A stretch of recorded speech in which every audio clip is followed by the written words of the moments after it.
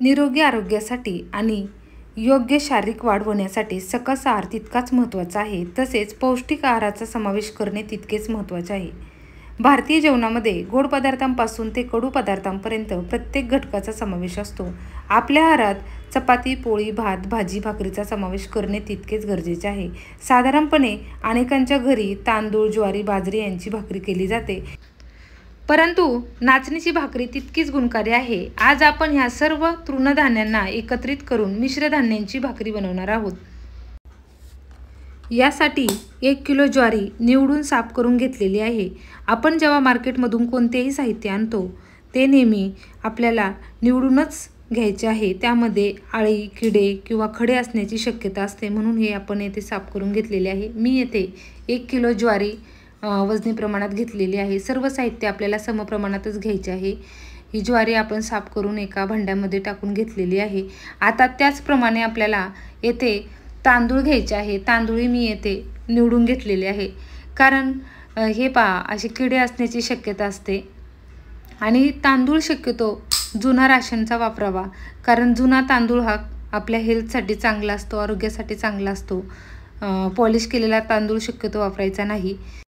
राईप्रमाणे दिसणारी आणि ज्वारीच्या चवीची असणारी नाचणी हे एक तृणधान्य आहे. नाचणी शरीरासाठी अत्यंत पौष्टिक समजली जाते. नाचणीचा कोणताही पदार्थ बनवायचा असेल तर ती आपल्याला स्वच्छ पाण्याने धुवूनच घ्यायची आहे. मी येथे 1 किलो नाचणी स्वच्छ पाण्याने 4-5 वेळा धुवून घेतलेली आहे आणि उन्हामध्ये ती वाळून काढलेली आहे. ऊन नसेल तर फॅनच्या हवेखाली 1 दिवसभरात ही नाचणी मस्त सुकते. हे पहा, यामध्ये भरपूर घाण निघते, धूळ असते, त्यामुळे नाचणी शक्यतो आपण धुवूनच घ्यायची आहे. आता ही आपण सुपाच्या साह्याने व्यवस्थित क्लीन करून घेतलेली आहे. नाचणीत कॅल्शियम, लोह, त्याचप्रमाणे नायसिन, थायमिट ही महत्त्वाची पोषक द्रव्ये असतात. मधुमेह, अशक्त व्यक्तींना नाचणीचा आहार उपयुक्त व गुणकारी मानला जातो. नाचणीमुळे रक्तातील कोलेस्ट्रॉल कमी होते. असे भरपूर फायदे नाचणीचे येथे आहे. आता आपण हे सर्व साहित्य व्यवस्थित एकत्रित करून घेतलेले आहे आणि हे आपल्याला आता पिठाच्या गिरणीमधून दळून आणायचे आहे. नाचणी पित्तशामक, थंड व रक्तातील उष्णता कमी करते. स्थूल व्यक्तींना शक्यतो भाताऐवजी नाचणी वापरावी. नाचणीमुळे वजन नियंत्रित राहते. आपल्या आरोग्यासाठी ज्वारी ही तितकीच महत्त्वाची आहे. बाजरीऐवजी मधुमेह असलेल्या लोकांनी ज्वारीचा वापर करावा. ज्वारीत असणाऱ्या तंतुमय पदार्थामुळे पोट साफ राहण्यास मदत होते. ज्वारी पचनास हलकी असते, त्यामुळे आजारी व्यक्तीने दूध भाकरी खाणं फायदेशीर ठरते. रक्तवाहिन्यातील कोलेस्ट्रॉलची पातळी कमी करण्यास ज्वारी फार उपयुक्त आहे. आणि तांदूळ हे पचनास हलका पदार्थ असतो, म्हणून आपण हे तिन्ही घटक एकत्रित दळून आणलेले आहे आणि त्याची आता आपण भाकरी करून पाहू. तर भाकरी करण्यासाठी आपल्याला पीठ येते छान व्यवस्थित मळून घ्यावे लागते. तसं पाहिलं तर चपाती बनवण्यापेक्षा भाकरी बनवणे जास्त सोपे आहे. सुरुवातीला आपण परातीमध्ये कोरडे पीठ टाकून घेतलेले आहे आणि पिठाचा तयार केलेला गोळा त्यावरती टाकून घेतलेला आहे. आता दोन्ही हाताला हलकेसे थोडेसे पीठ लावून घेऊन ही भाकरी आपण या पद्धतीने थापून घेतलेली आहे. हे पहा, अतिशय मस्त अशी गोलगरीत आपली ही भाकरी येथे तयार होते. आता भाकरी भाजण्यासाठी मी येथे लोखंडाचा तवा वापरलेला आहे, कारण आपल्या शरीरामध्ये लोहही तितकेच महत्त्वाचे असते. लोह दुसऱ्या पदार्थामध्ये पटकन जात नाही, कारण एवढे पदार्थ किंवा फ्रूट्स आपण खात नाही.